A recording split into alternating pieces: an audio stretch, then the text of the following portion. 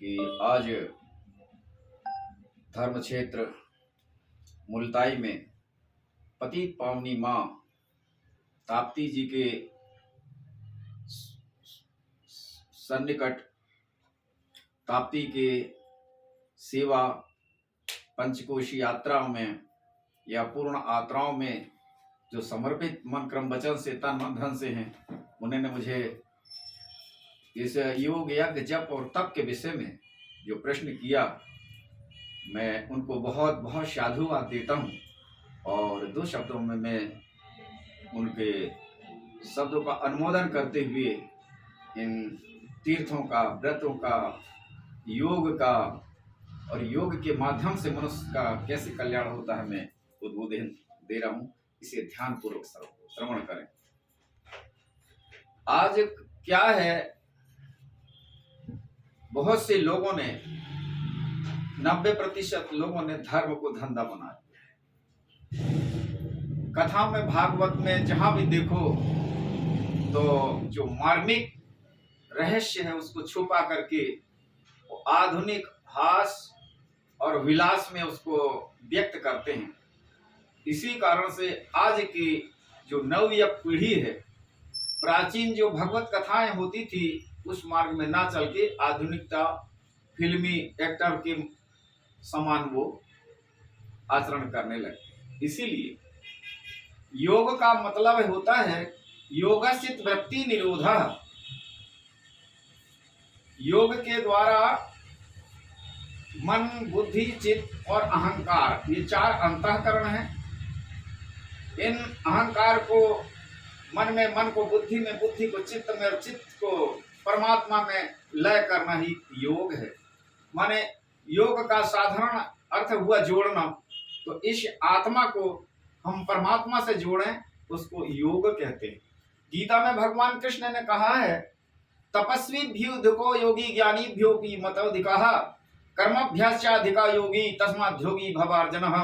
हे अर्जुन, अजी तू मुझे प्राप्त करना चाहता है तो सबसे सरल मार्ग है योग। वो 1000 वर्ष की तपस्या करने वाले से भी योगी श्रेष्ठ है। तीर्थ, व्रत, यज्ञ, हवन, दान, पुण्य, जितने भी पुनीत कर्म करने वाले हैं इनसे भी योगी श्रेष्ठ है। तस्माद् योगी भव अर्जुन, इसलिए हे अर्जुन तू योगी हो। माने इसे ही साधारण शब्द में उपासना कहते हैं। आसना धन उपासना। उपासना का मतलब है हमारे इष्ट, ध्यान के द्वारा इष्ट के किनारे बैठना। दिन भर भूखे रहने को उपास नहीं कहते। वो तो नियम और संयम इसलिए करते हैं कि हमारी उपासना में आलसी ना आ जाए। उसे साधारण शब्द में व्रत भी कहते हैं। प्रवृत्ति च निवृत्ति च जना विदरः सुरः न शोचम नापि चाचरो न सत्यम तेषु विद्यते। किस कार्य में हम प्रवृत्त थे? जैसे हम गृह कार्य जनाने जंजाला में रत थे, उससे निवृत्त होकर के भगवत कथा में, भगवत के ध्यान में बैठना, ये इसमें प्रवृत्त है। तो प्रवृत्ति और निवृत्ति मार्ग को जो प्राणी नहीं जानता उसमें आस्तिक भाव नहीं होते, और जिनमें आस्तिक भाव नहीं होता है उस पुरुष को शांति नहीं होती। फिर शांति रहित पुरुष को सुख कैसे हो सकता है? इसीलिए वो योग है कि ये मन मंदिर में प्रवेश करना। इस मन मंदिर में प्रवेश करने के लिए सबसे पहले ये हमारा शरीर ही मंदिर है। सबसे पहला द्वार है मूलाधार, स्वाधिष्ठान, मणिपुर, अनाहत और आज्ञा और जे सहस्त्रार। तो जे 6 द्वार में 6 शत्रु खड़े, वो महाप्रबल, जिनसे ब्रह्मा विष्णु शंकर भी डरते हैं, वो है काम, क्रोध, मद, लोभ, मोह, मत्सर। इनको परास्त किए बिना हम एक कदम आगे नहीं बढ़ सकते जब तक गुरु कृपा नहीं होगी। भगवान की कृपा तो होगी नहीं, ईश्वर कृपा होवे तभी सदगुरु कृपा जब होए।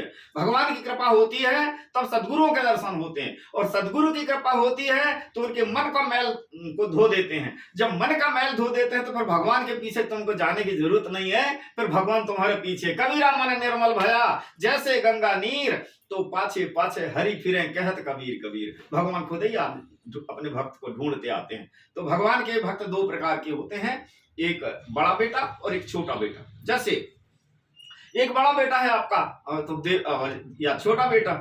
बड़ा बेटा है तो अभी शहर में चल जाएगा, 4 घंटा में नहीं आएगा तो कोई चिंता नहीं, क्योंकि वो जानता है मुल्ताई में कहाँ कहाँ जाना, और अपने घर को भी पहचानता है, वो आ जाएगा। लेकिन एक छोटा शिशु यदि डेहरी से पार करे तो माँ या बाप उसके पीछे दौड़ जाएंगे। कोई नहीं दौड़ेगा लेकिन माँ जरूर दौड़ जाएगी, है ना।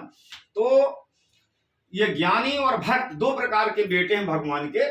और तो ज्ञानी की जवाबदारी नहीं रहती, उसको स्वयं की जवाबदारी रहती है कि तुम खुद ही समझो, क्योंकि जानवान हो तुम। और जो कुछ न नहीं जानता, ना जानामि योगम जपम निवम पूजन, तो हम सदा सर्वदा संपुतुभ्यम, मैं योग या के जब तक कुछ नहीं जानता, भगवान मेरे गुरु ने आपका नाम बता दिया, बस वही नाम के सहारे हूं।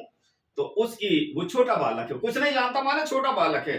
तो रामायण में लिखा है कि करहूं सदा तिनके रखवारी, जिमि बालक राखे महतारी। जिसकी माँ अपने बालक को लालन पोलन साफ सफाई सब करती है, इसी प्रकार भगवान की जवाबदारी है। तुम्हारा काम है भगवान का नाम लेने का, और भगवान का काम है गिरते को थाम लेने का।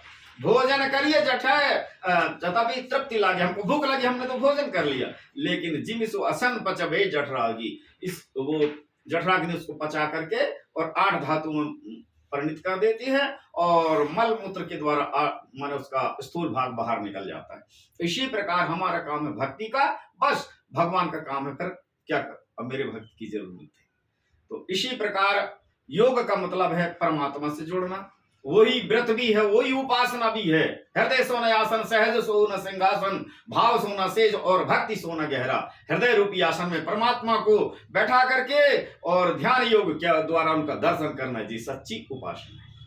तो ये उपासना पद्धति को, पूजन पद्धति को जे आजकल ज्यादा ये पूजा फूल या में जे लगाते हैं धूप दीप इत्यादि, कुछ जरूरत नहीं है। अरे मन मंदिर में परमात्मा को